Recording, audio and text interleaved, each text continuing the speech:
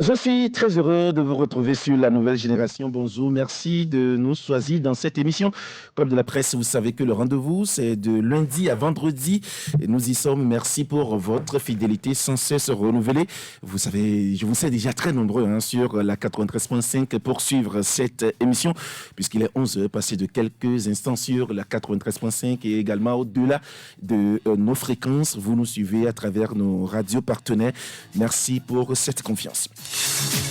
Le Togo crée une direction spécialement dédiée à la protection des hautes personnalités et des institutions publiques. La décision a été prise en Conseil des ministres hier par le gouvernement togolais. La création de cette nouvelle structure intervient dans un contexte marqué par l'évolution des défis sécuritaires et par le rayonnement croissant du Togo sur la scène internationale, notamment à travers l'organisation d'événements d'envergure. Face à ces enjeux, les autorités estiment nécessaire d'adapter en permanence les mécanismes nationaux de sécurité.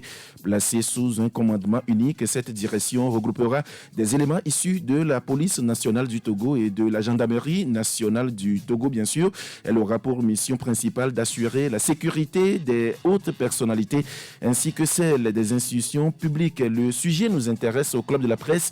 Nous allons l'aborder. Nous parlerons d'autres sujets liés à l'actualité tels qu'évoqués par des journaux parus aujourd'hui dans cette émission Club de la Presse de ce vendredi 20 février 2026. Bienvenue au club. Pour la coordination de l'émission de ce jour qui se s'assure la mise en onde, Jérôme Dakouta est à la mise en ligne. Je suis Pascal Lossou au micro. Nos salutations fraternelles à vous tous qui nous suivez partout au Togo grâce à nos radios partenaires. Radio Lumière à Aneho, Radio La Paix à Takpame, Centrale FM à Sokode, Sky FM à Badou, Radio Daoul à Bassa, Sama FM, là nous sommes à Baga, près de Niamtougou et puis Radio Kouktoisi dans le grand nord du pays à Dapan. Vous n'êtes pas sans savoir que vous pouvez aussi nous suivre partout dans le monde grâce à nos différentes plateformes digitales, notamment notre chaîne YouTube, aussi notre page Facebook, sans oublier notre site internet www.canalfm.com et aussi nos radios partenaires en ligne, Ibn Radio et Radio Le Bénin. De la presse, vous le savez, c'est le décryptage, l'analyse, le débat sur l'actualité de notre pays, le Togo, du continent africain, aussi du monde entier. Et c'est avec mes confrères journalistes en studio avec moi. Confrères journalistes, Firmet Kouagbo, bonjour. Lossou, merci de m'avoir invité. J'espère que vous allez bien. Ouais, je vais bien, par la grâce de Dieu. Merci d'avoir accepté notre invitation. Ça fait plaisir de vous retrouver. Autre confrère journaliste, bien sûr, qui a répondu à notre invitation. C'est bien Théophile Pointo. Théophile, bonjour. Bonjour Pascal. J'espère que vous allez bien. On va bien, par la grâce de Dieu. Par la grâce de Dieu, on va bien. Vous avez préféré être en Pagne, bien sûr, ce matin. Ça fait bien africain et togolais. En tout cas, il faut promouvoir d'où on vient. Justement, il faut promouvoir ce qui est alors de ce qui constitue notre patrimoine.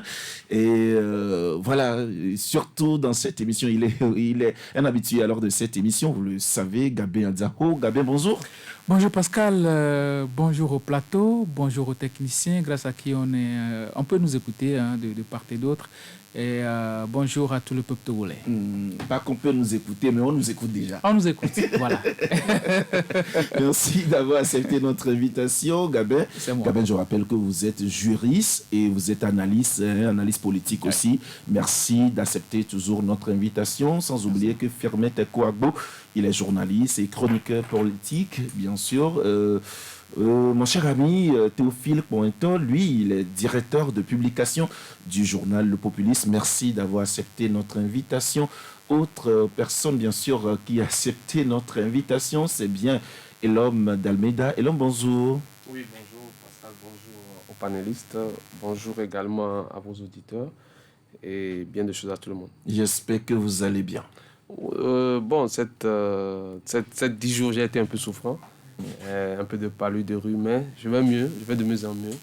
Donc merci pour l'invitation. L'essentiel, c'est vrai que c'est bien que vous allez de mieux en mieux. C'est vrai, ça fait partie aussi de la vie, être un peu souffrant des fois, mais l'essentiel est que vous soyez maintenant en bonne santé avec nous. Merci d'avoir accepté notre invitation. Vous êtes aussi analyste politique et aussi conseiller régional. Merci d'avoir accepté notre invitation. Oui, mais si on écoute alors sa voix maintenant, on se posera la question de savoir, mais il est revenu, il est là. Olivier Adza, bonjour. Oui, bonjour Pascal et bonjour à tous les auditeurs et à toutes les auditrices. Mais cette voix nous a manqué pendant pratiquement un an ou plus d'un an. Oui, oui, bien sûr, pendant pratiquement plus d'un an, la voix vous a manqué, mais c'était pour les bonnes causes, une bonne cause, et nous étions en train donc de travailler ailleurs, de nous occuper. Donc maintenant, nous sommes de retour. Nous saluons tous ceux qui sont à l'écoute, nos amis de l'intérieur du pays, et Sapa Bassar, et le Moyen Mono, etc. Nos amis de Lomé, nos fidèles auditeurs, et recevez mes salutations. Merci, je ne dirais pas merci pour ce grand retour. C'est toujours un plaisir, tu sais Pascal, c'est toujours un plaisir d'être avec vous. Tout à fait. Et voilà. Et ce, bien que nous ne nous retrouvons pas au micro, mais dans la vie quotidienne, on est toujours ensemble, on se retrouve pour partager même d'ailleurs des idées ensemble. Merci d'avoir accepté notre invitation et merci pour ce retour. Oui, nous allons commencer cette émission par ce sujet sportif. Vous savez que hier, la Fédération togolaise du football, bien sûr FTF, a annoncé le nouvel entraîneur des éperviers du Togo. C'est bien la personne alors de Patrice Neveu. Patrice Neveu, coach, bien sûr, qui a administré également sur le continent, en Guinée, au Gabon, en RDC. Et là, le Neveu, finalement, atterrit au Togo, chez les éperviers. Alors, Olivier Hadza, est-ce qu'on pourra dire que c'est la meilleure personne qui peut faire l'affaire actuellement? Nous voulons souhaiter d'abord la bienvenue à notre neveu, et Patrice. Ah, mais décidément, il est déjà notre neveu. Et donc, vous savez, c'est quelqu'un, un technicien très connu sur le plan mondial et africain surtout. Il a eu à faire ses preuves ailleurs avant donc d'atterrir ici chez nous. Et les instances du football national ont estimé qu'il avait donc il a les aptitudes et les compétences nécessaires pour pouvoir faire sortir notre football de l'ornière, donc de sa situation. Et voilà, il y a eu une période de consultation, d'études qui a été faite, d'accord, avant que Patrick ne soit choisi comme le futur entraîneur, le futur coach de l'équipe A, l'équipe Fagnon. Et qu'est-ce qu'il faut dire? Ça, c'est les faits. Maintenant, l'appréciation, c'est que en ma qualité ou en tant que amoureux du football, je reste sur ma soif. Et plusieurs personnes, plusieurs Togolais que j'ai eu avec qui j'ai eu échangé et sont dubitatifs, donc ont soulevé des réserves sur les qualités et même la capacité de Patrice Neveu à pouvoir relever le défi. Je crois que le football togolais ou les instances du football togolais ne nous font pas du tout rêver. Depuis 8 ans ou 10 ans que l'actuel président de la FTF est là, et le football est tombé malade, sinon est agonisant. Et notre football est la parente pauvre du football africain. Et voilà, les nations qui nous jalousaient aujourd'hui nous donnent le pion. Je ne veux pas citer de pays, mais vous suivez mon regard vers l'Est et vous verrez que de la nation dont je suis bien votre regard. Donc voilà, et le foot, les dirigeants du football togolais ne font pas donc, ou bien n'ont pas d'ambition pour ce football-là. Alors que nous, en tant que citoyens, nous avons de l'ambition. Nous voulons voir notre pays aussi prester, donc à faire de grands résultats sur le plan mondial. Et cependant, ce n'est pas le cas pour ceux-là qui décident ou dirigent notre football. Et c'est dommage. Patrick Neveu, pour terminer, c'est que moi, je suis prêt à mettre une pièce sur lui, qu'on ne va pas avoir des résultats extraordinaires que ce que nous avons déjà. Et puis, peut-être les gens vont nous dire, qui est-ce que vous voulez pour le football? Mais justement, c'est ça la question. Qui est-ce que vous voulez? Nous voulons des entraîneurs qui ont déjà fait leurs preuves. qui ont déjà gagné qui ont déjà gagné au moins une compétition et continentale ou une compétition au moins sous-régionale. D'accord, mais là aussi, c'est des moyens. Hein? Mais pourquoi alors? Dans ça, si on n'a pas les moyens, pourquoi on recrute le gars pour venir faire quoi alors? C'est pour venir amuser la galerie? Donc vraiment, c'est qu'on n'a pas d'ambition pour ce football-là et c'est dommage et c'est désolant. D'accord. Ouais, Gabin, c'est vrai que déjà, quand l'annonce du choix, bien sûr, alors de Patrice Neveu a été faite, automatiquement, il y a ces critiques que nous avons commencé par écouter déjà. Il y a des autres quand même qui restent dubitatifs, tels que Olivier l'a fait signifier tout de suite. Mais est-ce qu'on ne va pas lui donner justement ce bénéfice alors de doute, c'est-à-dire qu'on lui laisse et qu'il travaille d'abord avant qu'on ne dise exactement sur quelque chose, sur sa performance? Oui, bien sûr, il va falloir le laisser travailler. Il va travailler, personne ne va l'empêcher de travailler. Mais la question aujourd'hui est de savoir si véritablement il va pouvoir atteindre ses objectifs. Parce que, vous savez, le football aujourd'hui est devenu pratiquement une industrie. Et j'ai l'impression que le Togo est resté à l'étape embryonnaire. On n'a pas su surfer sur nos précédentes victoires et surtout par rapport à la succession des vieilles gloires et tout, on n'a pas su travailler là-dessus. Et aujourd'hui, on est dans une situation, normalement, après l'organisation de la CAN U17 au Togo, le Togo ne devait plus connaître de difficultés à avoir de joueurs de relais sur l'échiquier national et même international. Mais aujourd'hui, c'est très compliqué. Au moins, vous voyez qu'on est en train de regresser. Parce qu'avant, au moins, on avait des joueurs, notamment dans le championnat français, en D1, en D2, en Angleterre, un peu partout, dans les championnats UP. Du moins, on avait des têtes qui pouvaient porter quand même l'équipe nationale. Mais aujourd'hui, ce n'est plus le cas. Ce n'est plus le cas. Ces joueurs-là, même la figure de proue de l'équipe nationale, c'est-à-dire l'attaquant le plus virevoltant qu'on connaît aujourd'hui, Fodo Laba, où évolue-t-il? Dans les pays du Golfe. Et même Kevin Denke, il évolue où? Aux États-Unis, en MLS. C'est un championnat totalement méconnu du football mondial. Parce que, c'est vrai, c'est aujourd'hui que Lionel Messi a rallié ce championnat-là, que ça fait feu de tout bois. Sinon, avant, personne n'en parlait pratiquement parce que le premier sport aux États-Unis, c'est pas le football.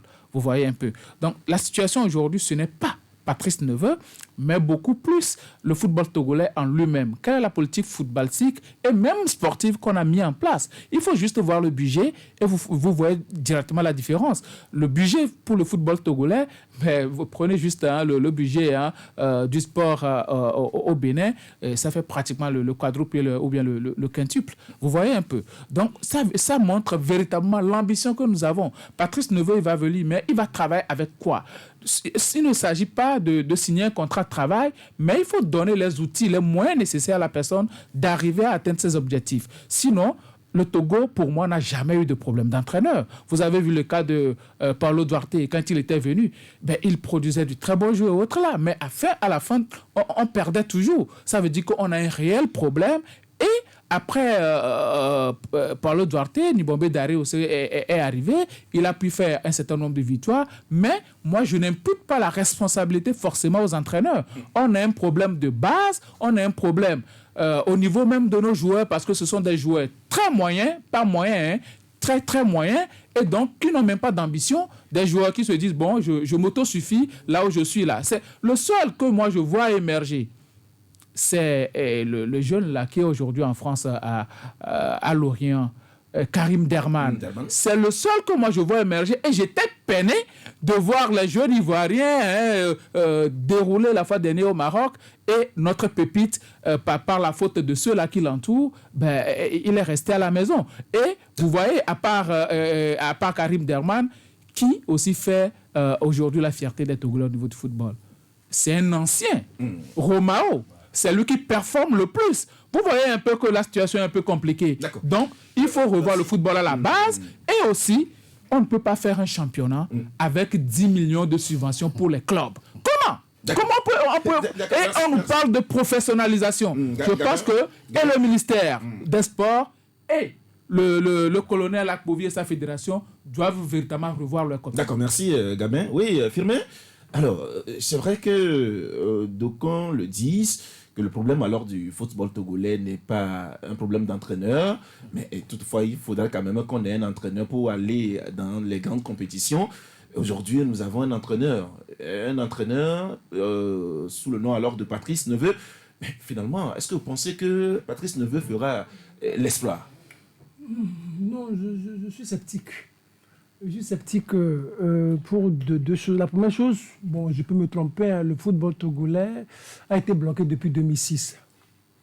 Ouais, 2006. Je pense que ceux-là qui se rappellent un peu le premier match de la CAN Angola 2006, le premier match était contre la RDC. Et vous vous rappelez le but que Kader avait raté, vous vous rappelez, et les réactions qui ont suivi après ce match. Il y a des gens qui ont voulu saccager la maison de Kader, et elle a été protégée par les autorités à l'époque, et les réactions qui ont suivi. Vous avez vu, le deuxième match, c'était contre le Cameroun, et le troisième match, c'était contre l'Angola. Et l'Angola, vous avez plusieurs qui avaient déserté.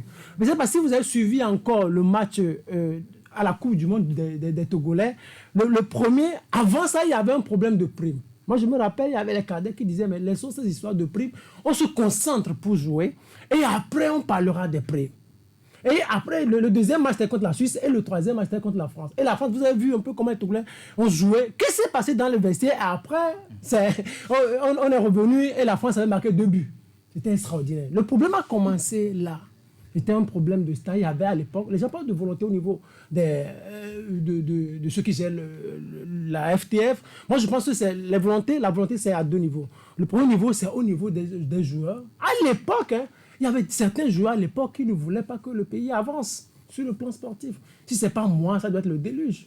Il faut se le reconnaître. Mais je pense que ceux qui dirigent le football et peut-être les plus hautes autorités de ce pays connaissent la vérité. Il y a des gens à l'époque qui ne voulaient pas que le football avance. Et aujourd'hui, il y a des anciens joueurs qui ne veulent pas que ça aille. Il faut se dire la vérité. Et ça ne marchera pas comme ça. Ça ne marchera pas. Aujourd'hui, vous avez vu, depuis jusqu'à maintenant, après les chéis, est-ce que vous avez vu encore rencontrer un joueur togolais étincelant? Qu'est-ce qui fait que ça ne pousse pas? Ça pousse ailleurs. Pourquoi ça ne pousse pas? Vous voyez un peu l'équipe nationale de la Côte d'Ivoire de 2006 et l'équipe aujourd'hui. C'est des joueurs vraiment différents. Mais c'est une équipe performante. Parce qu'à ce niveau, ils ont certaines volontés. Les Drogba veulent que leur équipe avance. Mais il y a des anciens joueurs au Togo qui ne veulent pas que ça avance.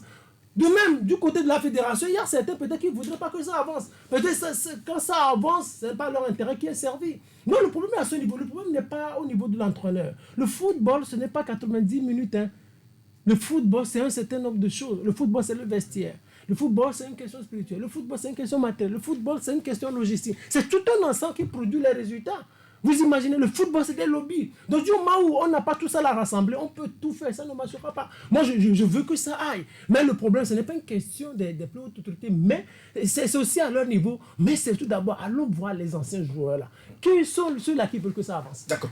Et là, qu'est-ce que vous pensez de ce choix de Patrice Neveu? Non, les collègues l'ont déjà dit, Patrice Neveu ne fera pas notre affaire.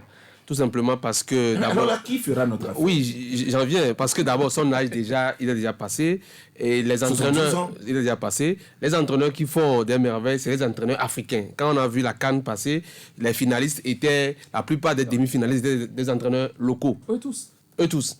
Et aujourd'hui, c'est les jeunes qui font l'affaire. Hein, même dans le monde entier. Nous avons essayé un entraîneur local. Voilà, c'est que nos dirigeants eux-mêmes n'ont pas fait la formation. Je vais en venir, il faut la formation des entraîneurs. Vous-même, vous devez former vos entraîneurs locaux. Et quand vous formez vos entraîneurs locaux, vous savez les qualités, les types de formation que vous leur faites souscrire. Ces entraîneurs-là vont se débrouiller eux-mêmes pour se former. Et quand ils viennent, on les prend et ils font aussi des magouilles. Des fois, ils manipulent des choses, ils gèrent mal la chose. C'est pourquoi aujourd'hui, malheureusement, la fédération est obligée d'aller vers un entraîneur expatrié. Moi, je suis contre ça. Il faut encore chercher parmi les entraîneurs locaux, sinon parmi les entraîneurs africains, de jeunes talents africains qui peuvent faire l'affaire. Maintenant, ça, c'est les entraîneurs. Pour les joueurs, moi, j'ai été joueur, j'ai été journaliste sportif dans cette studio. En tout cas, le problème est resté le même. On n'a pas fait la formation à la base.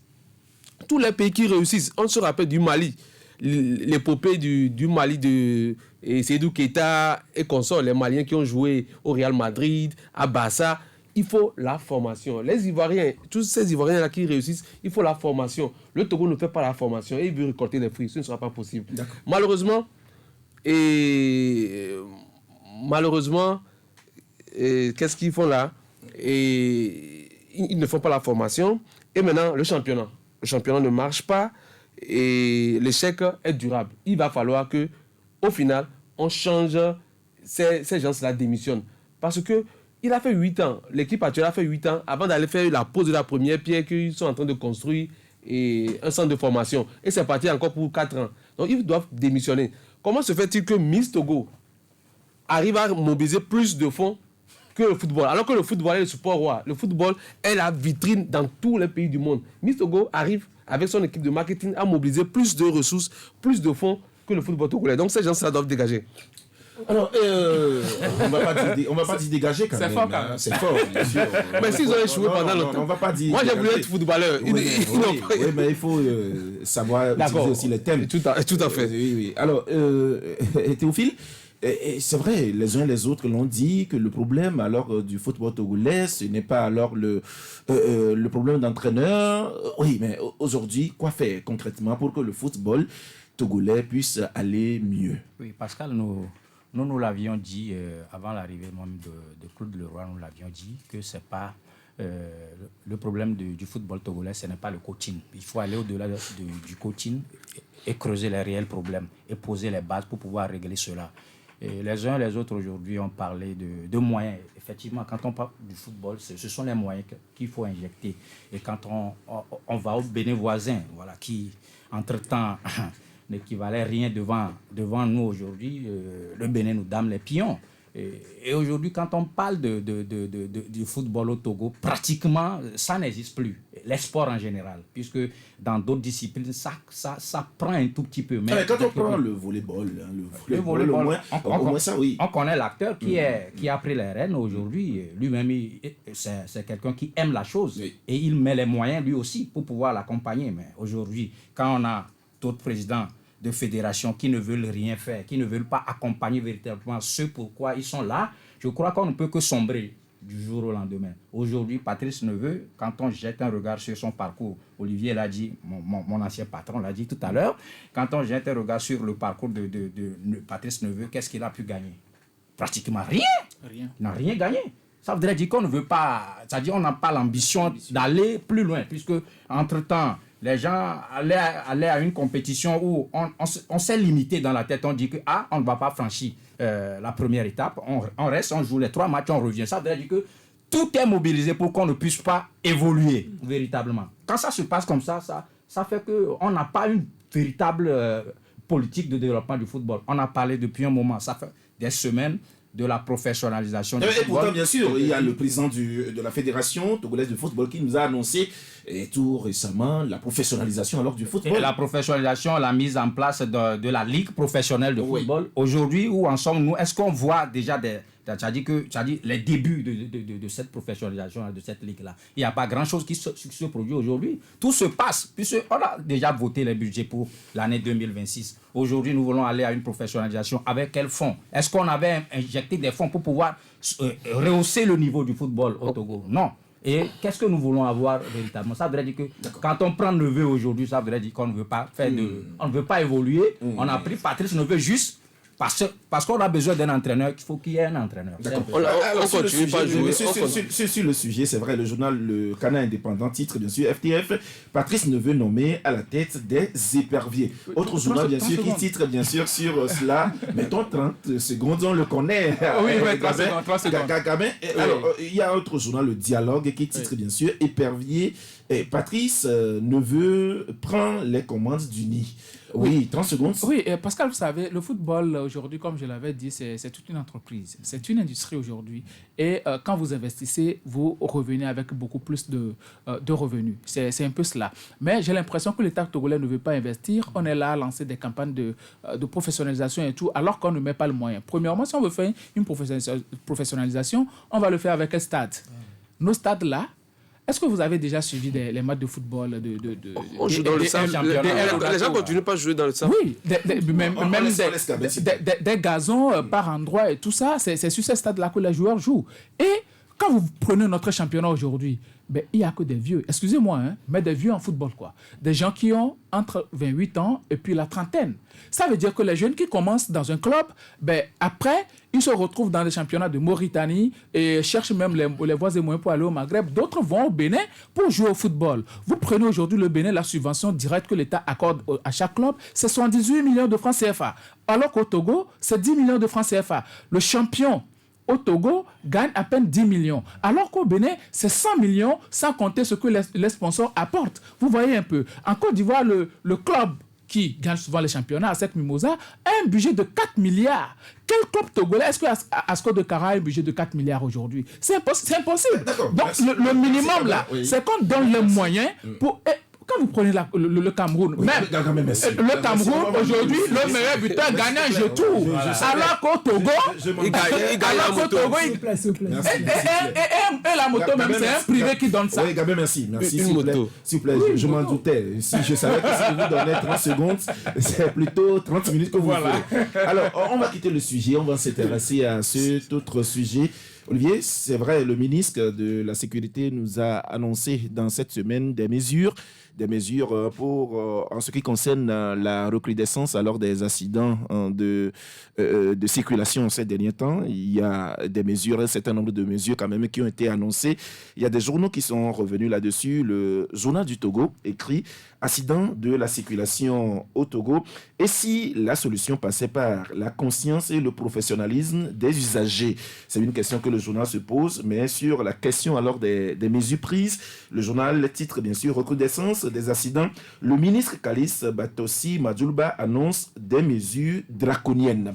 Autre journal qui revient bien sûr sur le sujet et nous parle bien sûr alors de ces mesures prises par le ministre. C'est bien justement le dialogue qui écrit justement sécurité routière, opération spéciale pour réduire significativement les accidents. Alors Olivier, est-ce qu'aujourd'hui, c'est vrai, il y a le ministre qui a pris un certain nombre de mesures. Ces mesures, nous les connaissons tous ensemble. Mais aujourd'hui, est-ce que, comme le journal du Togo le dit, est-ce qu'il ne faut pas aller au-delà même d'ailleurs de ces mesures pour parler de la conscientisation et du professionnalisme alors des usagers de la route? Oui, je crois que c'est un tout. Hein. Et les mesures de l'État et la conscientisation des usagers et pas seulement, et même des agents qui sont de la police, je veux dire de la gendarmerie, qui sont donc préposés à veiller donc à la bonne circulation des usagers sur nos routes. Tout cela, tout ce beau monde doit travailler de concert. L'État a sa part de responsabilité et il faut saluer le fait qu'aujourd'hui, le ministre de la Sécurité fait de son mieux. Hein. À chaque fois qu'il y a un problème, il y a un accident sur la route, il quand même fait de son possible pour pouvoir déployer les agents sur le terrain, essayer donc d'encadrer et de surveiller donc les usagers. Mais cela ne suffit pas parce que on l'a dit tout à l'heure que le sport n'a pas d'investissement ni d'infrastructure. Mais aussi notre infrastructure routière. Est-ce que ça répond vraiment aux ambitions et à la croissance du parc donc, automobile national? Parce que nous avons des routes certes, mais ces routes-là sont dans quel état aujourd'hui? Nous avons vu des routes que Boumaf a construites, de Lomé à Palimé. Aujourd'hui, les gens annoncent la dégradation de cette route, mais à moins de 10 ans. Hein. Donc, il y a de l'investissement, mais dans nos pays, il y a d'abord une question d'entretien et une question d'expansion de nos infrastructures. Parce que au-delà de Lomé, quand vous allez vous dépassez Thiévier, vous allez vers le nord, et je crois que notre route n'est plus en bon état. Et il y a plus de trous que d'asphalte sur ces routes-là. Et ça crée tellement d'accidents parce que lorsque vous n'êtes pas habitué à circuler sur ces routes et que vous circulez la nuit, vous allez avoir des problèmes. De deux, c'est que nous avons des conducteurs, les usagers dont vous parlez, qui sont, entre guillemets, qui ne sont pas prudents. D'accord? Donc, vous voyez les bus de transport de nos compagnies de transport qui vont à tombeau ouvert. Parfois, je me demande, mais qu'est-ce qu'ils ont rendez-vous avec Dieu? Et parfois, vraiment, ils ont rendez-vous avec Dieu parce qu'ils n'arrivent pas à bon port. Ils prennent une autre destination, le ciel. Donc, et tout cela, il faut quand même que nous puissions aller au-delà. Mais maintenant, qu'est-ce qu'il faut faire plus que ce qu'on fait déjà? Ça aussi, c'est une question. Oui, il faut construire ces routes. Il faut vraiment investir dans ces routes. Mais au-delà, et au niveau administratif, au niveau du ministère, qu'est-ce qu'il faut faire pour que les accidents cessent? On ne va pas faire disparaître les accidents dans un pays, non, impossible. Mais au moins pour qu'on puisse réduire le taux et qu'on puisse sauver ces Togolais-là qui meurent chaque jour sur les routes et qui endeuillent les familles, qui endeuillent le pays. D'accord. Firmin, qu'est-ce que vous pensez alors de ces mesures prises par le ministre de la Sécurité? Non, la première chose, c'est que les autorités sont à l'écoute. Ils sont à l'écoute de la population et des cris. Ça veut dire que les autorités suivent régulièrement tout ce qui se passe dans le pays et tout ce qui est dit, tout ce qui est dénoncé. Et je pense que c'est une mesure importante parce qu'on dit en déploiement sur toute l'étendue du territoire national et surtout sur les grands axes. Voilà, les grands axes, les axes qui nécessitent ou qui sont vraiment, comme on le dit, utilisés ou empruntés. C'est déjà une bonne chose. Ça va contribuer à réduire considérablement le taux d'accident. Mais il faut reconnaître aussi que on parle de routes. Je ne sais pas si les gens empruntent régulièrement ou ceux qui nous suivent empruntent régulièrement Lomé, 5AC, Lomé, Kara. Il y a un travail qui est en train d'être fait sur cette route-là. Il y a certaines parties qui sont en train d'être refaites catégoriquement. Ceux qui empruntent cette voie vous le diront. Il y a un travail qui est en train d'être fait. Il y a certaines parties qui sont en train d'être reconstruites, refaites. Il y a de la chaussée, une nouvelle chaussée qui est en train d'être refaite. Ça veut dire déjà que les cris parviennent aux oreilles de nos autorités. Et la deuxième chose que je voudrais faire observer, c'est la vie. Quelqu'un le dit, ça n'a pas de photocopie. Ça n'a pas de photocopie. Donc ça veut dire nous-mêmes d'abord. Il faut que nous essayions de respecter les règles contraventionnelles, les règles qui régissent le code de la route. Lorsqu'on sort, prions que Dieu nous assiste, que Dieu soit avec nous et qu'on revienne en bonne santé. Ça veut dire que la faute, que ça ne vienne pas de nous. L'accident, Olivier l'a dit tout à l'heure, on ne va pas le réduire totalement dans notre pays, ça se passe partout. Mais ce que nous dénonçons, c'est que ces derniers temps, ça devient répétitif. Donc, nous avons une responsabilité et nous demandons aux autorités de mettre encore assez de moyens dans la construction de nouvelles routes pour qu'on puisse avoir de voies beaucoup plus large.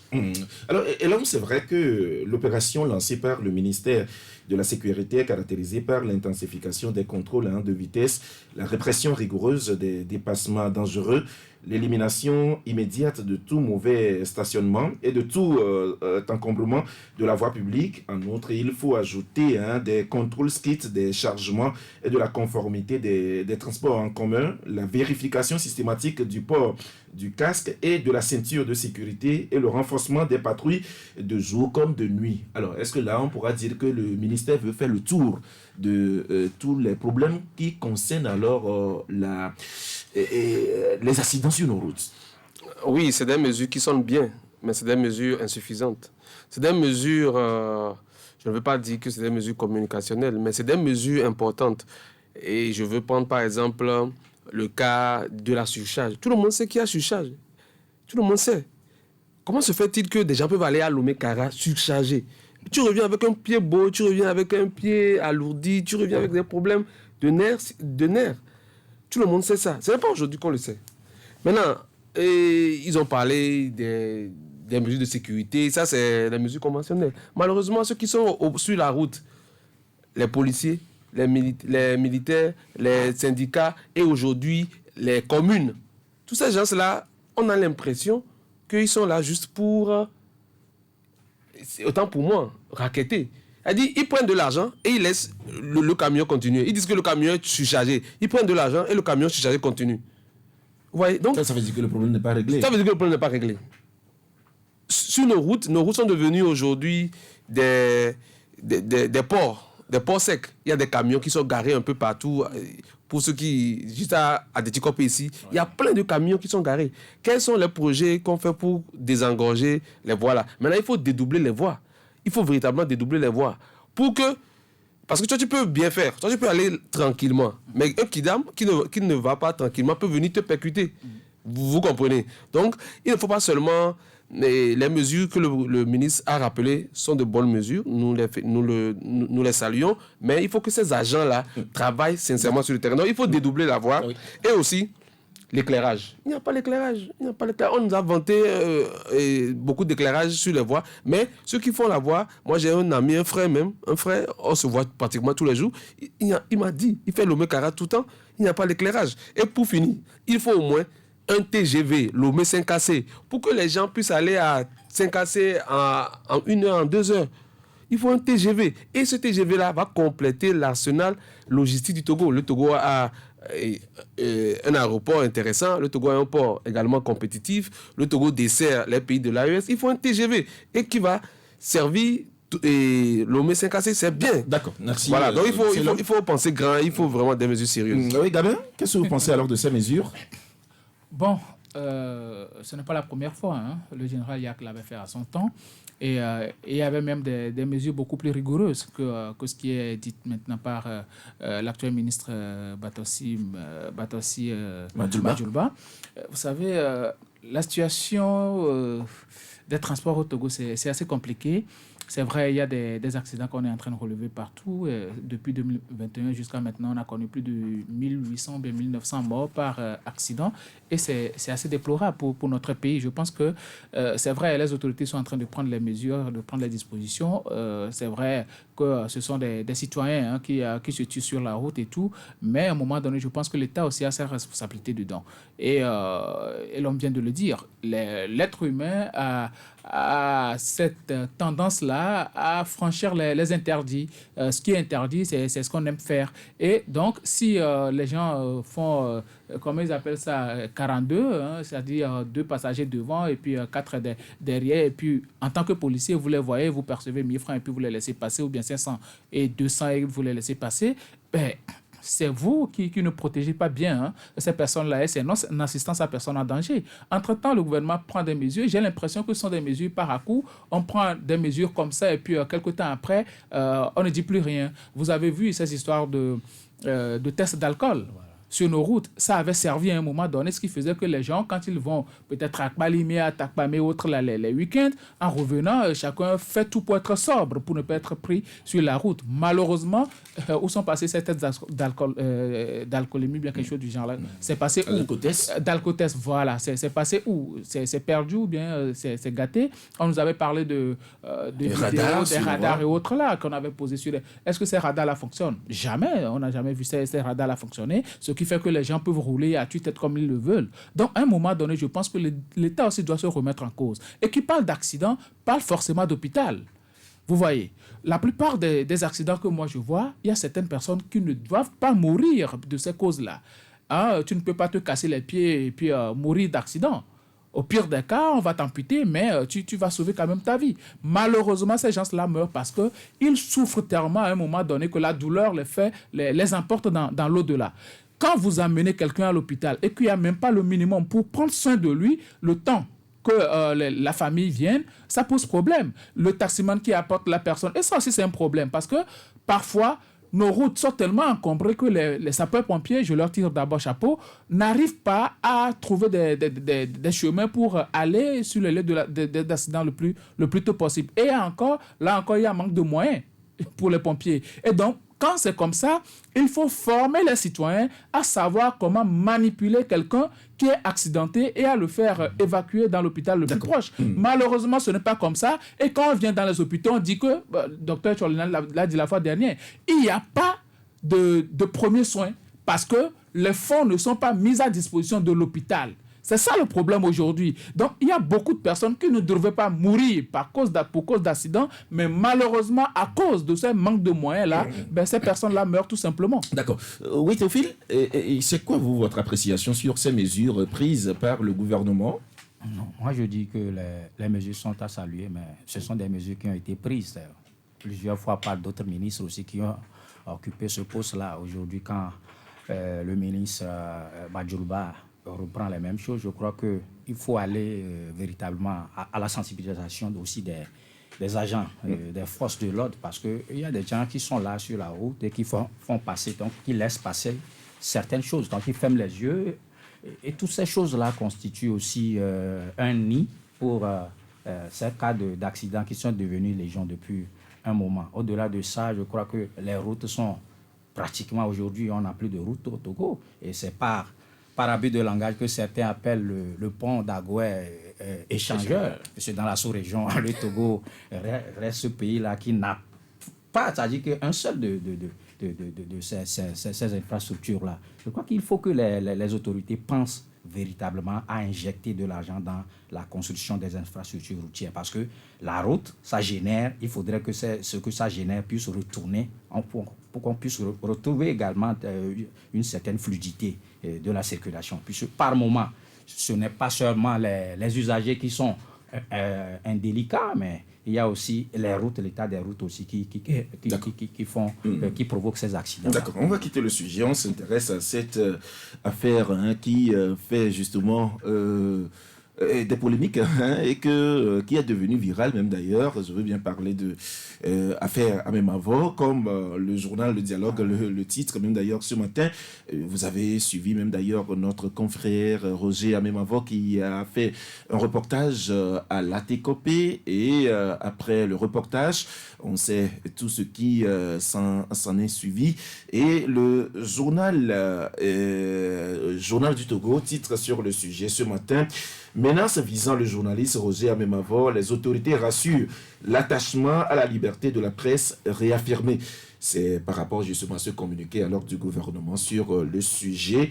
Autre journal, bien sûr, c'est le journal Le Dialogue qui titre « Affaire Amemavo, le gouvernement togolais se mobilise pour la sécurité et la liberté d'expression ». Autre journal qui titre sur le sujet, c'est bien le journal Liberté qui écrit ce matin: la TCOP, les mandataires des collectivités révèlent leur part de vérité. Nous avons reçu même l'un des mandataires hier, ici dans ce studio. Le journal poursuit en écrivant: le PPT dénonce les menaces contre le journaliste Roger Amemavo. Alors, Olivier, vous suivez aussi cette affaire et tel que cela s'est passé avec ces derniers développements. Quelle est votre appréciation alors de cette affaire? Oui, cette affaire révèle un malaise dans notre société et qui couvre depuis des années. C'est les questions foncières qui sont une bombe à retardement, comme le chef de l'État dans son temps et aujourd'hui, président du Conseil, l'avait dit. Et les questions foncières, vraiment, c'est un danger pour notre pays parce que il y a, moi je dirais, la complicité de certaines autorités et un laisser-aller. Parce que, vous savez, au niveau de nos journaux Harakiri, nous avons eu, il y a quelques années, à révéler un réseau, l'existence d'un réseau dans les localités de Leba-Sito, Sobo-Sito, qui était coiffé par un grand juge de ce pays, un très grand juge, je dirais, et qui les sponsorisait et leur trouvait gîte et couvert. Donc, pour que, voilà, là où il y a des réserves, là où il y a des terrains non mis en valeur, eux, ils allaient s'accaparer. Et je crois que le problème de la TCOP est similaire en ce sens que derrière ce scandale se cachent des personnes très haut placées qui ont influencé pendant longtemps ce dossier-là. Sinon, le problème aurait été réglé depuis. Mais il y a des députés, il y a des gens qui se sont intéressés à ce dossier, qui ont demandé à ce qu'on puisse résoudre ce dossier. Et vous vous rendez compte que ces députés ont été menacés. C'est-à-dire des élus de la République ont été menacés par des gens. Il y a des officiers qui les ont menacés en disant que voilà ce dossier, ils ne peuvent pas traiter ce dossier et qu'il faille l'abandonner. Donc aujourd'hui, moi j'estime que ce problème est un cas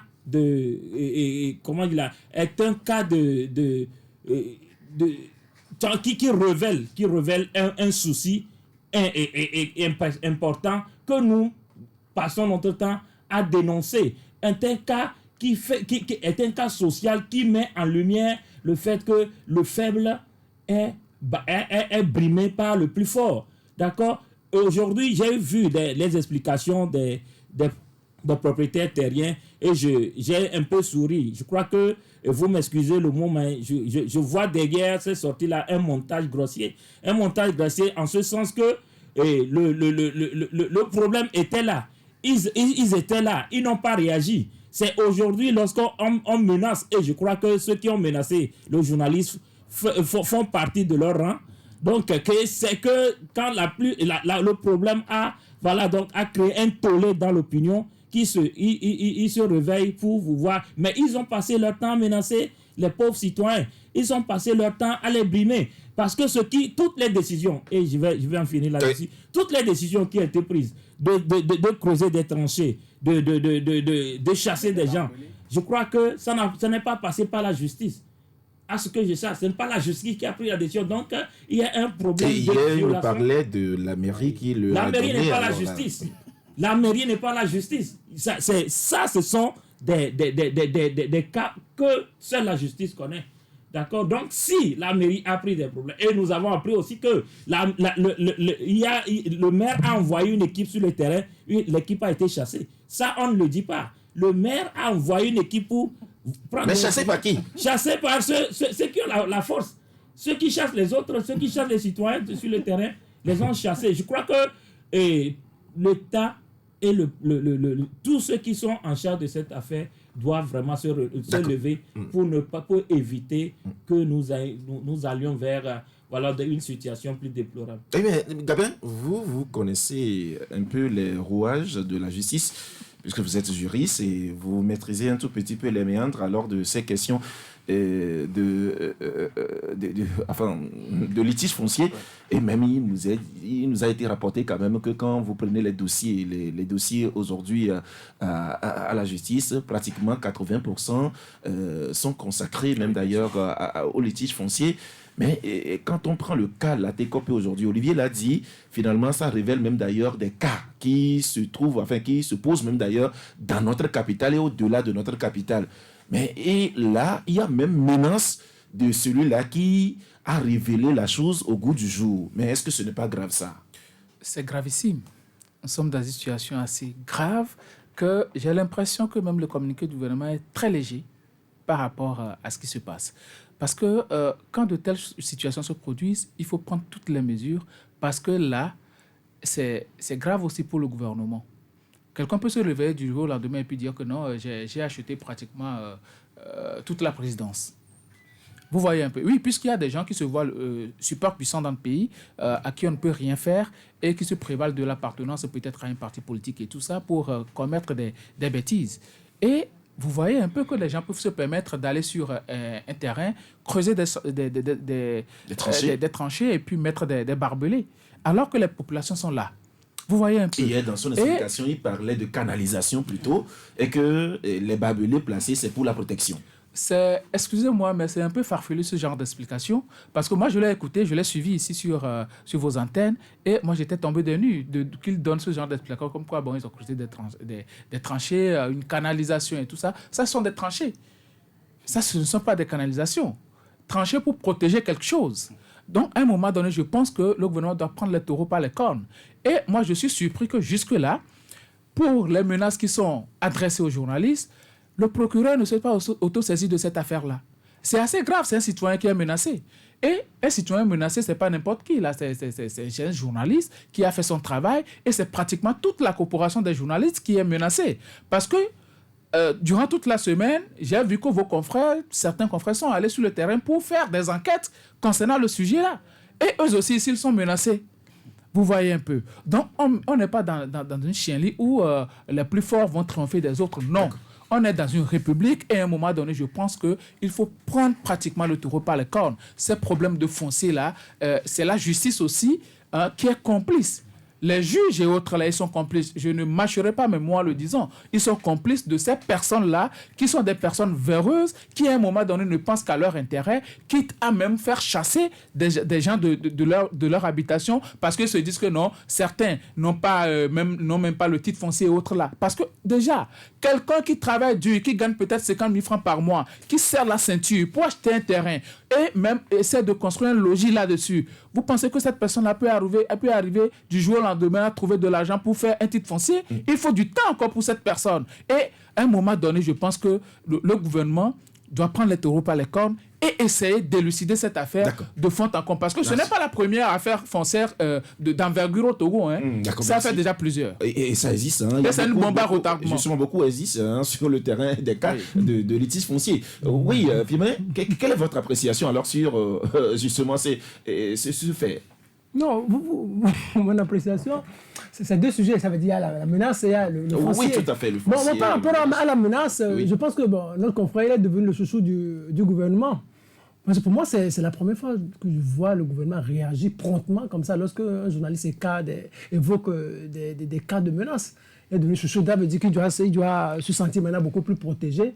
Et souvent, quand vous évoquez des cas de menace et que l'État se dit je vous protège, ça veut dire il doit être rassuré aujourd'hui, il doit savoir qu'il est protégé, rien ne peut lui arriver. Et la deuxième chose que je voudrais lui faire, vous savez, c'est que s'il évoque des menaces et s'il y a des preuves, il peut saisir la justice. Parce que vous avez suivi le communiqué du gouvernement, jusqu'à présent, la justice n'est pas encore officiellement saisie. Ça veut dire qu'il a le droit d'aller vers la justice pour la saisir. Moi, j'ai aussi commis cette erreur de ne pas le passer lorsqu'on me menaçait. Moi, j'avais assez de pour aller dénoncer ceux qui me menaçaient. J'avais des messages, mais on m'a demandé à l'époque de saisir la justice, mais je n'ai pas saisi. Mais c'est après qu'on m'a envoyé plutôt une plainte. Vous imaginez, lorsque vous vous retrouvez dans une situation comme ça, où il y a des gens qui vous menacent, alors la meilleure des choses à faire, allez saisir la justice.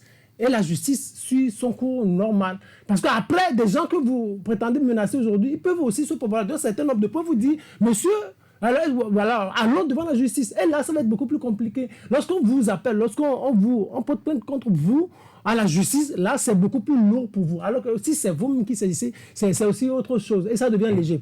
Mais là, la troisième chose, le foncier. Vous parlez du gouvernement ou des officiers, tout ça. Dans nos petites communautés, vous savez ce qui se passe? Dans les petites communautés, il y a des menaces qui se font. Et puis, il y a des guigris, des gens meurent régulièrement pour ces histoires de foncier. Allez dans nos communautés où le gouvernement n'est même pas au courant. Histoire de frères, sœurs, où le papa est mort, les terrains, c'est où c'est l'aîné qui s'en accapare, ou c'est même le benjamin qui s'en accapare. Ça, c'est la guerre entre les collectivités. La guerre entre les collectivités, non, même entre les familles. Dans une même famille, peut-être le papa a laissé 2 terrains, et peut-être c'est l'aîné qui veut s'en accaparer. Et maintenant, c'est des morts. Hein. C'est des morts qu'on dénombre dans des familles. Juste dire quoi? C'est que le problème du foncier, c'est-à-dire, je ne veux pas dire on en a marre, parce que c'est fatigant, ce n'est pas la première fois qu'on en débat. La solution, moi je l'ai proposée la semaine dernière, ici sur cette antenne, il faut que l'État s'en charge. Soit on revoit le code foncier, vous imaginez un seul individu qui peut s'acheter 50, 100 hectares. 92 hectares. 92 hectares, c'est compliqué. Ça c'est tout un village, hein. C'est interdit par la loi. Mais donc, il faut que... Moi, on dit, même si on dit que la loi ne rétroagit pas, il faut trouver une solution à ce niveau-là. Ou soit, la terre va revenir à l'État complètement. Et là, c'est là où on a la solution. Je pense que la terre va revenir à l'État. Le Burkina a fait l'expérience. Peut-être que c'est dans leur culture. Mais ce que moi, je veux dire tout de suite, c'est que, d'abord, notre confrère, ou bien votre confrère, puisque moi, je suis un journaliste apparenté, a fait son travail. Il faut le répéter suffisamment. Il a fait son travail. Il a donné la voix à des gens qui ont relaté leurs faits. Et justement, ce sont des le journaliste qui ont parlé. Et c'est un bon journaliste, connu, qui a plus de 10 ans d'expérience. Ce n'est pas aux journalistes de faire des enquêtes de fond en comble. Par exemple, le cas de Mediapart en France. Quand Mediapart a révélé qu'il y a des collusions entre Kadhafi et Sarkozy, c'est la justice qui a travaillé pendant 10 ans et a vraiment condamné Sarkozy. Okay? Donc le journaliste n'est pas un enquêteur. Lui, il révèle les faits. Il alerte et il appartient à l'État de faire son travail. Dans le domaine foncier, le gouvernement a fait... D'autres, on parle même d'ailleurs de lanceurs d'alerte. Voilà, et ils sont protégés. Et je pense qu'au Togo aussi, il y a aussi des bribes de loi qui font ça. On salue au passage, comme mon collègue a salué au passage, la promptitude de la réaction du gouvernement. Maintenant, l'État, excusez-moi, sur le domaine du foncier, n'est pas un peu laxiste. Excusez le terme, l'État ne fait pas vraiment son rôle sur le domaine du foncier. Vous pensez que Ça l'a l'État... échappé. C'est vrai que ce gouvernement, sous le leadership du PC, comme les gens aiment le dire, je vais répéter aussi, sous le leadership du PC, a sorti un code domanial et foncier, un très bon code. Ok, c'est très bien. Mais maintenant, il faut aller à l'implémentation de cette loi-là, à faire respecter cette loi-là. Ok, ça c'est le côté de l'État. Les magistrats qui jugent à tort et à travers. Un ami me racontait qu'à Thévier, il y a des gens qui, dans leur famille, maintenant, ils ont les avocats, ils ont les cousins magistrats, comme ils ont les éveillés ont souvent les patronymes, ils prennent le nom du papa, le nom de l'oncle, le nom de grand-papa. Donc, c'est la même famille, mais ils sont à la fois juges, avocats, vendeurs, mandataires. Et ils mettent l'imbroglio. Donc, l'État n'arrive plus à se sortir, les magistrats complices, ou bien la justice n'arrive plus à éclairer les gens. Maintenant, les avocats aussi participent à ça. Donc, c'est pourquoi moi, je pense que il faut faire la revue annuelle des décisions. D'accord. Et, s'il vous plaît, c'est important. Il faut faire la revue annuelle des décisions pour savoir quel magistrat a bien tranché, quel magistrat n'a pas bien tranché, quel avocat est véreux et les sortir, leur donner quelques amendes ou bien quelques 2 ou 3 ans d'inactivité. Maintenant, pour les mandataires, le mandataire a exhibé ici qu'ils ont des titres fonciers. Comment vous pouvez avoir un titre foncier sur un domaine qui avait déjà été titre foncier des Allemands et qu'on a cédé à l'État togolais a exploité? Comment est-ce que l'État aussi peut céder un domaine pareil à un chef canton et que le dossier se trouve dans les affaires du chef canton? Il faut céder ça. Aujourd'hui, il y a la mairie. Il faut que ce domaine-là d'utilité publique revienne à l'État. Les mandataires sont complices. Ils font les doubles ventes et l'État ne les punit pas. Il faut punir ces gens-là.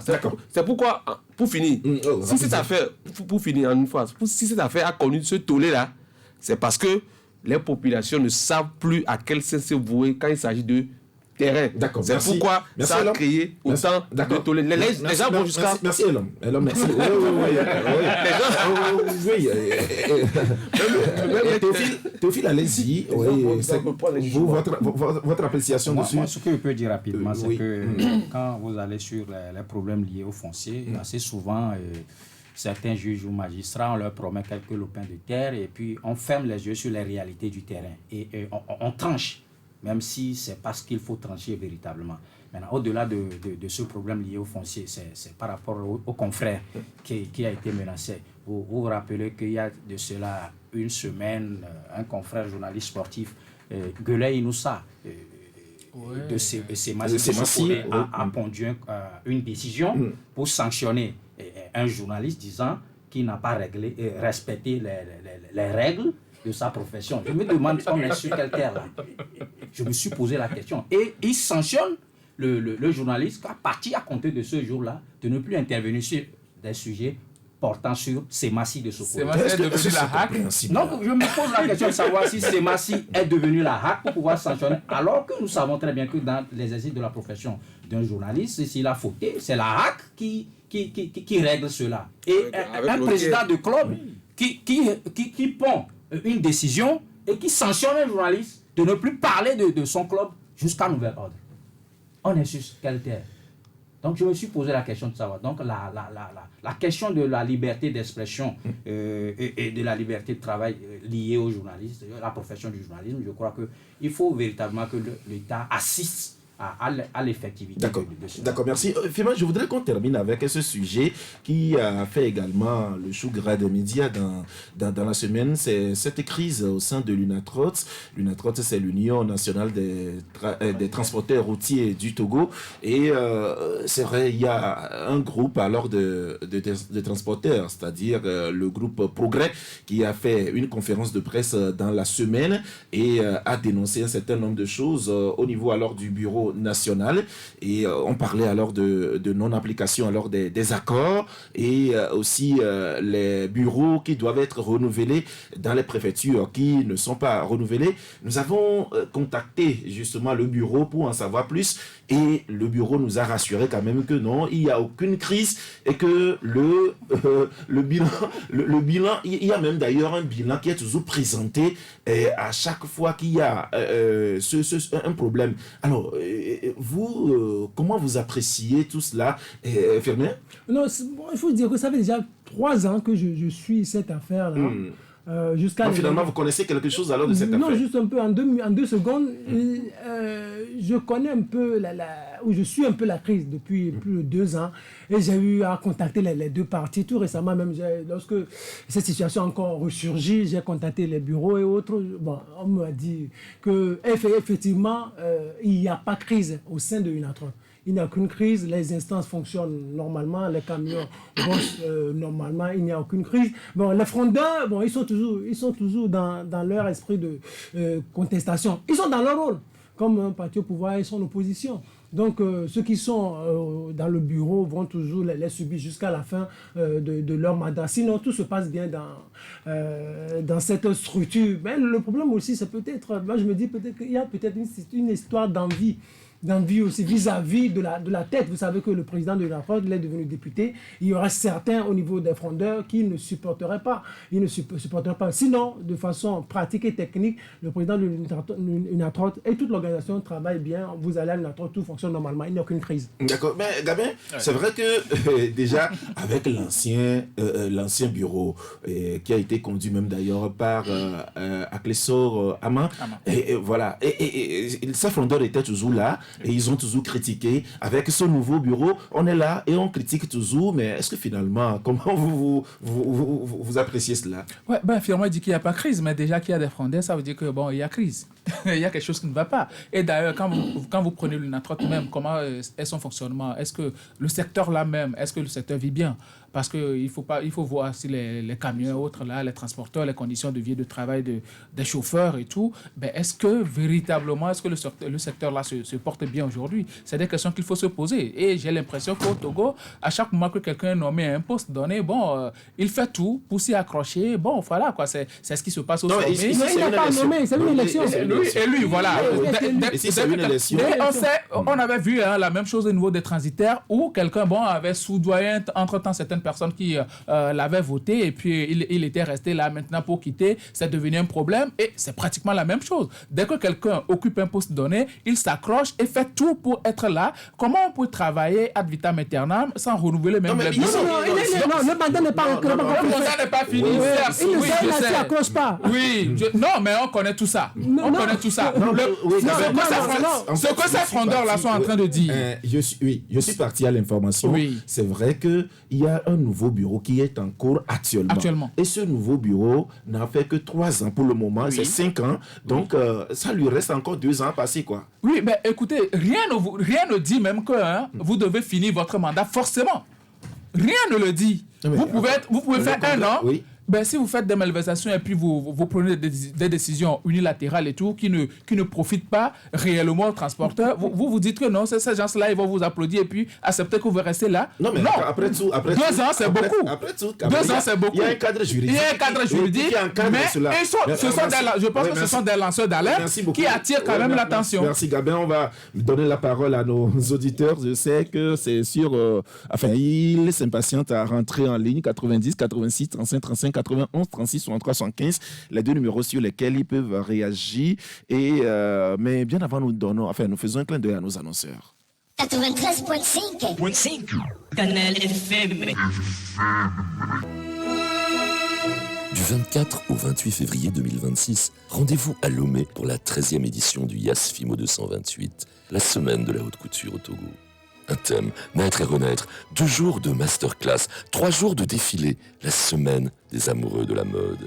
Jeudi 26 février, défilé sur invitation à l'Institut français. Vendredi 27, défilé haute couture à l'Hôtel Onomo. Et le samedi 28, apothéose avec les internationaux de la mode, toujours à Onomo.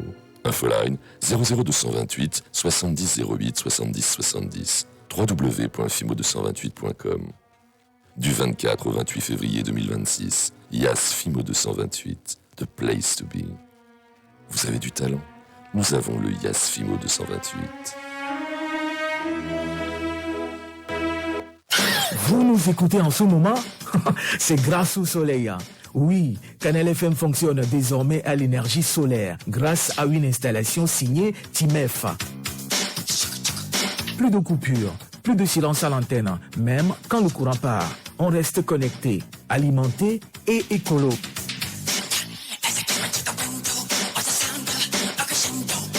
Merci à Timef pour avoir rendu notre voix aussi fiable que le soleil.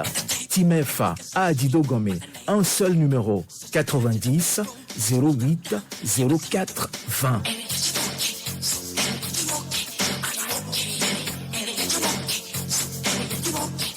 Une entreprise qui souhaite se développer a besoin d'accéder à des informations, d'analyser un marché, identifier ses prospects, ses partenaires, ses concurrents et bien entendu les contacter sans difficulté. Go Africa Online recense, classe, enrichit et surtout tient à jour des millions d'informations sur le monde des affaires en Afrique au profit des utilisateurs, tant dans leurs besoins personnels que professionnels. Notre plateforme est la première source d'informations sur le monde des affaires en Afrique. Vous voulez accélérer vos opportunités d'affaires sur le continent? Une seule référence, www.goafricaonline.com.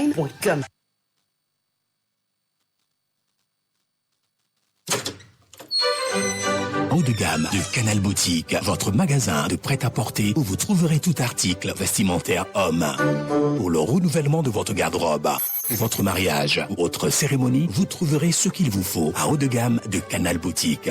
Costumes 2 ou 3 pièces, saharienne, blazer, pantalon chemise, ceinture, chemise et chaussures, le tout de qualité supérieure. À haut de gamme de Canal Boutique, passez les commandes des articles pas disponibles en magasin.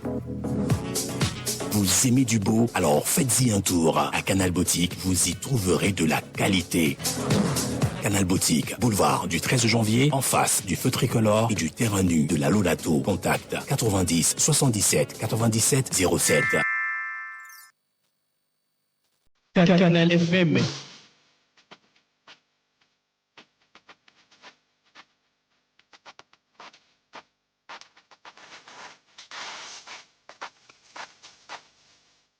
Nous vous retrouvons bien sûr après cette pause commerciale. On se retrouve et maintenant nous vous donnons la parole. 90 86 35 35 91 36 63 75, les deux numéros sur lesquels vous pouvez nous appeler et également vous pouvez nous écrire sur notre numéro WhatsApp 90 45 78 57. Nous avons notre premier auditeur en ligne. Allô?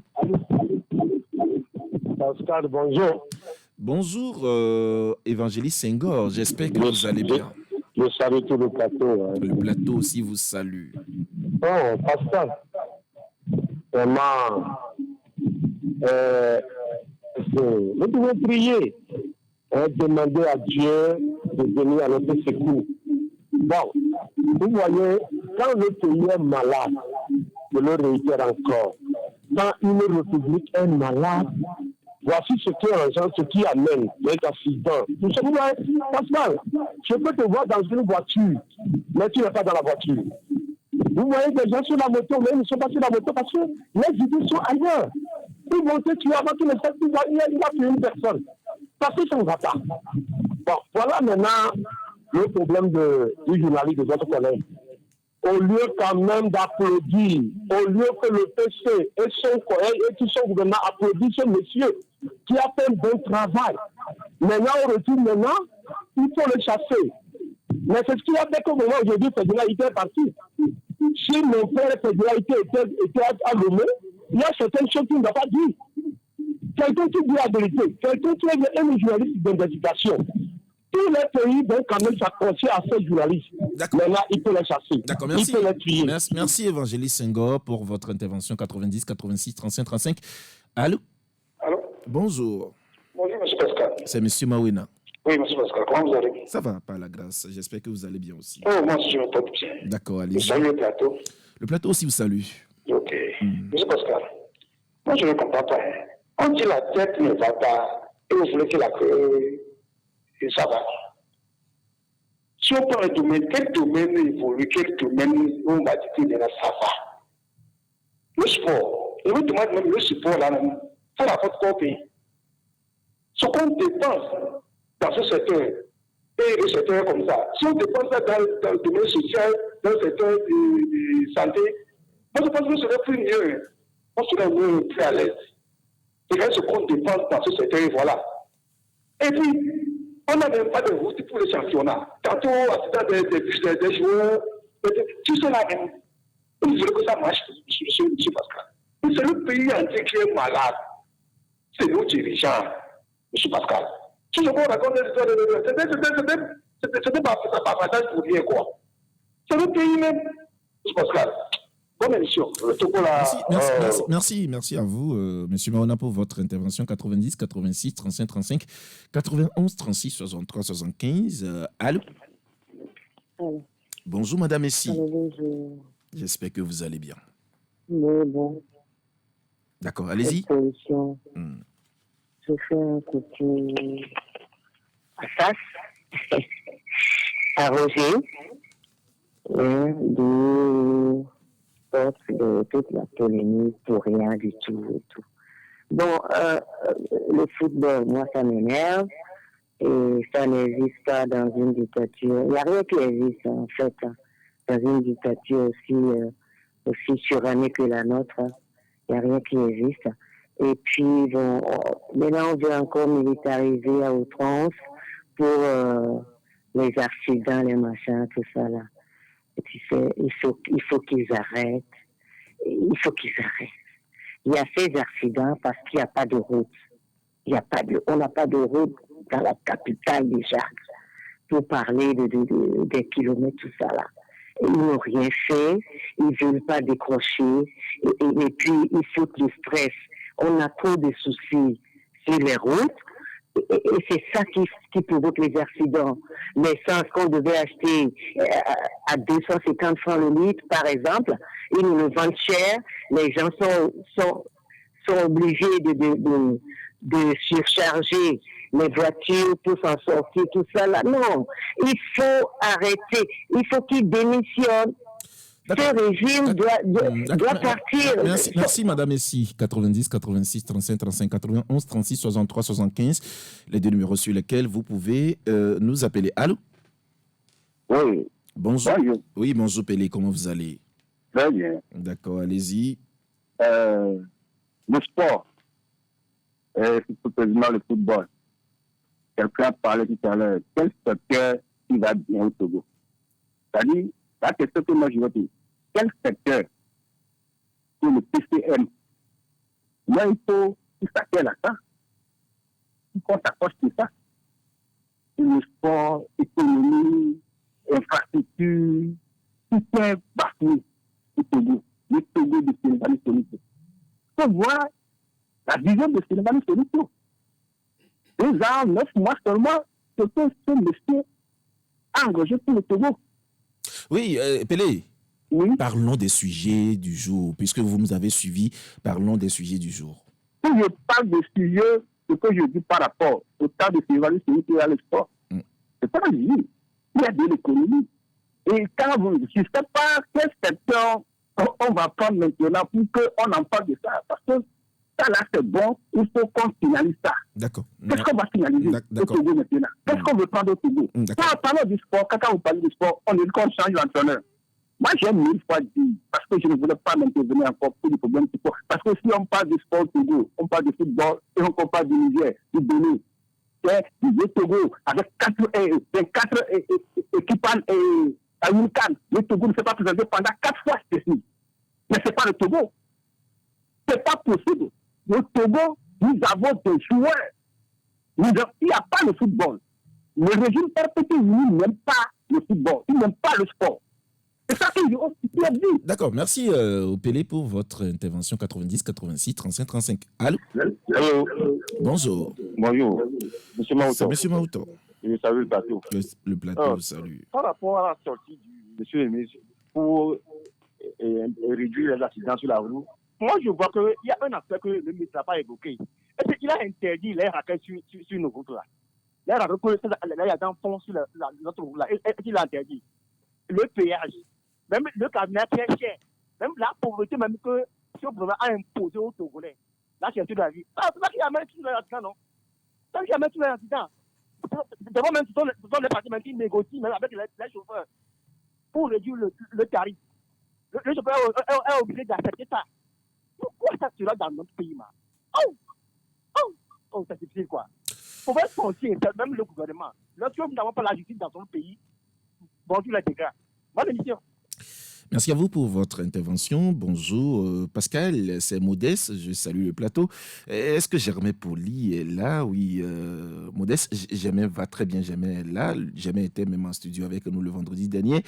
Et si par moment le mur de ta maison est troué et que les reptiles passent par là pour le déranger, si tu pars acheter une lance-pierre pour te protéger au lieu d'acheter alors du ciment pour fermer le trou, les reptiles rentreront toujours. Je veux juste dire que ce neveu ne nous produira aucun résultat positif. C'est Modeste, bien sûr, qui nous écrit. Allô? Allô, Pascal. Oui, bonjour. Je n'avais pas fini. Je me disais, Léonie. Dis-moi, le pont qui s'est écrasé. Allô, madame, ici. Oui. Nous avons parlé des sujets ici Des au cadre sujets, de des accidents. je voudrais bien sûr que vous vous prononciez Nous sur ces causons comme sujets. des mouches. Et le pont qui s'est écrasé à Agoué, là, est-ce que le ministre nous a dit quelque chose dessus? Est-ce qu'il a démissionné d'abord? Avant de nous sortir des trucs comme ça? Non. Il ne faut pas qu'il nous gouverne moins que du détail. Et je me 63 ans. 63 ans. D'accord, merci. Merci. Oui, merci, madame, ici, 90, 86, 35, 35, 91, 36, 63, 75. Allô? Allô, bonjour. Allô? Allô, bonjour. Oui, bonjour, monsieur Gado. Comment vous allez? Comment allez-vous? Ça va, par la grâce. Mais il paraît qu'on a un nouveau entraîneur. Vous nous avez suivi? J'avais proposé un entraîneur militaire. Nous n'en avons pas, le Togo n'ira pas loin. Monsieur Gado.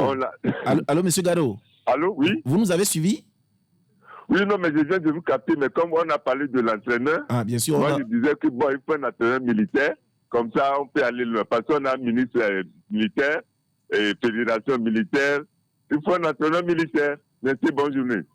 Merci pour votre intervention. Bonjour Canal FM, je salue le plateau. Le problème de notre football n'est pas les entraîneurs, car au Togo, on manque des infrastructures sportives, pas de terrain adéquat. Pour terminer, je souhaite d'ores et déjà une bonne chance pour notre papa-neveu de France, car c'est à l'œuvre qu'on reconnaît l'artisan. C'est Barnabé qui nous écrit depuis Noukafou. Allô? Allô? Bonjour. Oui, bonjour. C'est Sylvain. Oui, c'est Sylvain. D'accord, allez-y. Oui, je salue tous les autres confrères qui sont avec vous. Franchement, même si les terrains ne reviennent pas à l'État a le rôle de protéger les concitoyens. Et l'histoire de foncier au Togo, franchement, c'est parce qu'il y a trop de juges corrompus. Il y en a trop qui sont corrompus. Et ça fait craindre. Je vous dis que ça fait craindre. Je ne sais pas si cette disposition va marcher à long terme ou à court terme. Mais ce qui se passe pour les fonciers, le lendemain, c'est craindre. Merci Sylvain pour votre intervention. Nous avons encore quelques minutes pour recevoir le dernier auditeur pour le compte alors de cette émission. Allô? Ouais, monsieur Pascal. Oui. Pour le football, c'est Évangile. Allô? Nationale. Allô, c'est Évangile Senghor qui revient? Ouais, c'est Senghor. Ah, d'accord. Il faut une assise nationale. La seule joie qui reste au Togo, c'est le football. Bon, voilà les chefs d'État aujourd'hui qui sont contents quand leur pays remporte la Coupe d'Afrique, tout ça. La pourquoi pas le Togo? Moi, j'ai dit, Senghor, quand j'étais enfant, le Togo a des joueurs, hein. Mais pourquoi nous sommes en retard? C'est qu'il n'y a pas la volonté. C'est vrai, à l'époque, on a changé le football avec animation. Mais mon frère, mon grand-père, il a déjà commencé par aimer le football. Ça n'a pas duré. Quand il est parti, avec Keshi. Keshi lui a dit, papa, je vais amener mes enfants en Coupe du Monde. Il a dit, non, Coupe d'Afrique. Mais si c'est que, il y a des mots d'hiver, Keshi n'allait pas mourir. Donc, il faut une assise, Pascal, pour résoudre les vrais problèmes. Il faut que celui qui est là à Covid depuis des années, qui n'a rien donné, il faut qu'on le laisse à côté. Pour faire une assise nationale, c'est des vrais entraîneurs pour que le football puisse bien marcher au Togo. Merci, Évangile Senghor. C'est le dernier auditeur pour le compte alors de cette émission. Il a été même d'ailleurs le premier aussi à nous appeler. Je lis cette réaction de cet auditeur. Salut le plateau. Concernant le football, le problème c'est la fédération et non le président. Comme il n'y a pas de démission dans le langage togolais, je demande à nos autorités de faire quelque chose. C'est la seule chose qui donne encore de la joie aux Togolais. C'est Mohamed qui nous écrit de Casablanca. Autre personne, bien sûr, qui nous écrit. Bonjour, Monsieur Pascal. Ma question est celle-ci. Ils ont recruté Patrice. Pour quel objectif? C'est déjà un échec. Comment on va prendre un vieillard pour remplacer Daré? Et ils doivent prendre l'exemple alors des autres pays comme le Burkina Faso après le départ de Brahma Traoré.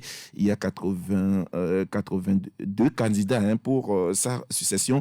Nous avons une fédération sans vision à Kouvi et tout son commerce sont à dégager. Non, on ne va pas dire quand même qu'ils sont à dégager.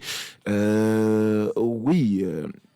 On revient à plateau pour faire un dernier tour de table avant de mettre fin à l'émission. Olivier, vous avez écouté les uns et les autres. Réaction? Non, je crois que les auditeurs nous suivent et en tout cas la philosophie de cette émission, donc, c'est de faire une émission interactive. Donc, c'est une bonne chose, seulement il faut dire que les sujets qui ont été débattus, l'un de ces sujets, c'est la situation de notre confrère Roger à Memavo. Et je crois que quelqu'un l'a dit ici, et c'est pour une première fois nous avons vu une mobilisation générale autour d'un journaliste qui est en danger. Et j'espère que il bénéficiera, comme l'État l'a promis, d'une protection renforcée, mais aussi que ceux qui n'ont pas la voix, c'est-à-dire il a été la voix des sans-voix, mais et sa voix même a été brimée aussi. Et ceux alors qui sont encore victimes sur le terrain, qu'est-ce qu'on en fait d'eux? Est-ce que après que cette affaire va disparaître, va s'évaporer, les gens, les citoyens togolais vont toujours continuer par subir les brimades sur le terrain. Et il faut aussi que l'État suive cela afin que nous puissions protéger l'orphelin, nous puissions protéger la veuve. D'accord. Oui, Gabin, je voudrais que vous prononciez sur ce sujet que j'ai annoncé en début d'émission. Le Togo qui crée une direction spécialement dédiée à la protection des hautes personnalités et des institutions publiques. La décision a été prise hier en Conseil des ministres par le gouvernement. Réaction? Bon, le gouvernement a jugé bon de se protéger. C'est le plus important. Ils ont voulu protéger par rapport à la situation que nous sommes en train de traverser. Tout ça est coordonné beaucoup plus. Mieux la protection des hautes personnalités, parce que vous savez que, dans un pays, ce sont les gens qui représentent au mieux le pays à l'étranger, même sur le plan national, et donc il faut assurer leur protection. Je trouve que c'est une bonne chose, mais il faut beaucoup plus élargir cela aussi. La protection à distance par rapprocher des populations est aussi assez importante, parce que il n'y a pas longtemps, on a signalé des disparus et même des enlèvements et tout ça, et même dans certaines zones, on a parler d'électrification et tout, des gens qui sont trucidés à cause de leur moto et tout ça. Je pense que c'est bien parce que, eux aussi sont des Togolais et à un moment donné, ils sont en train de travailler pour la nation. Merci. Et ils méritent véritablement d'être protégés. Merci, Gabriel Zaho. Oui, Firmette Kouagbo. Moi, je pense que les choses vont un peu plus vite avec cette 5e République. C'est un gouvernement de proximité. Vous imaginez, on parle d'accident et le gouvernement réagit avec la mise en place d'une opération spéciale à déployer sur le territoire. On parle de menaces Roger à Memavo, le gouvernement a réagi. Donc je pense que ça va un peu plus vite. C'est ce que les Togolais souhaitent. Et on parle d'une structure qui va protéger les personnalités. Vous savez que ces derniers temps, sur les réseaux sociaux, il y a une certaine violence vis-à-vis des personnalités du pays. Donc il faut créer un cas. Le Togo n'avait pas ça. Aux États-Unis, on a le Secret Service. En France, on a le service de protection des personnalités. Donc c'est le Togo qui innove et ça va protéger. On en a besoin aussi. C'est une très bonne chose. Et puis, pour finir, il y a quelqu'un qui disait que le régime n'aime pas le football. C'est sous ce régime qu'on a eu les meilleurs moments de football. Hein. C'est-à-dire, entre-temps, on parle d'entente 2, Gomé, de tout ça, les fabuleux matchs et aussi la Coupe du Monde. Donc, juste dire qu'en réalité, le football africain même a des soucis. Dans plusieurs pays en Afrique, il y a même plus de stades. Mais est-ce que le cas togolais n'est pas particulier? Oui, un peu même, mais ce n'est pas le seul. D'accord, merci. Alors, et là, oui, je vais terminer avec l'histoire du foncier. Vous savez que les mandataires se sont présentés, alors que le vrai acquéreur de 72 hectares, c'est un certain Djobo Bassirou, comme lui-même il a dit ici. Mais lui, il ne parle pas, alors que c'est lui l'acquéreur. C'est lui qui devait dire, c'est moi qui ai financé les travaux, c'est lui qui devait se défendre. Et non les mandataires qui avaient déjà fait le travail en vendant la parcelle. Vous savez, au Togo, les citoyens sont dans une situation ils sont obligés d'avoir une stratégie d'achat de terrain. Acheter les terrains litigieux déjà tranchés. Même là-bas, ils ne sont pas sortis de l'ornière. Donc, il faut que l'État règle vraiment ce problème-là. Oui, Théophile? Oui, rapidement, je vais parler du problème du nitrate, puisque les indiscrétions font état de ce que l'autre camp qui s'appelle Progrès Transport n'a aucune base juridique, si on peut le dire. Et que ce qui aurait donc ranimé cette haine-là, l'acquisition de grès récemment, de 2 semaines. Tout récemment, oui. Donc, revenons pour finir rapidement. Nous avions parlé dans notre parution de ce jour du cinéma togolais qui pratiquement est en train de sombrer.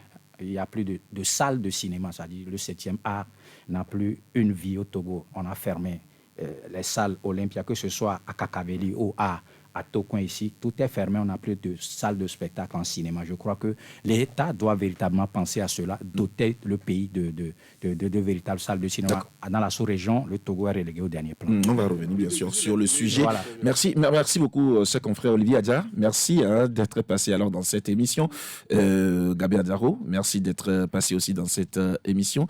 Firmeta Kouagbo, merci d'être passé. Et l'homme et d'Almeida, merci d'être passé. Théophile Pointo, merci d'être passé. Nous sommes à la fin de cette émission. Merci à vous tous qui nous avez suivis, vous qui nous avez appelés aussi pour vos diverses contributions à ce débat. Merci à vous. Merci à Kiki Sosa qui a assuré la mise en onde. Jérôme Dakouti a été à la mise en ligne. Je suis Pascal Ossou. Je vous retrouve lundi à partir de 11h pour un nouveau numéro de l'émission Code de la Presse. D'ici là, portez-vous bien et vous passez un bon week-end.